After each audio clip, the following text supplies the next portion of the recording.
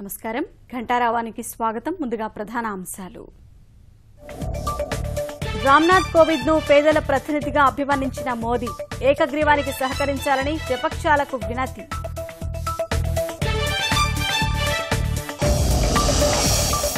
విపక్షాల రాష్ట్రపతి అభ్యర్థిగా తెరపైకి మీరా కుమార్ పేరు ఈ నెల 22న తుది నిర్ణయం తీసుకునే అవకాశం.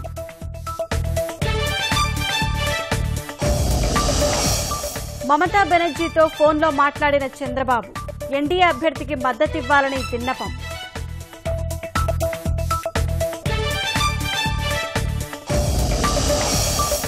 కలెక్టరేట్లను ముట్టడించిన మధ్యాహ్న భోజన పథక కార్మికులు ప్రైవేటు సంస్థలకు అప్పగించడాన్ని వ్యతిరేకిస్తూ నిరసనలు.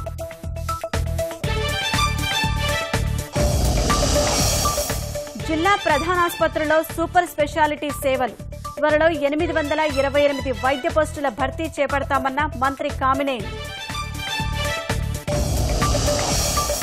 స్టాక్ మార్కెట్లపై జీఎస్టీ అమలు ప్రభావం 225 పాయింట్ల లాభపడిన సెన్సెక్స్.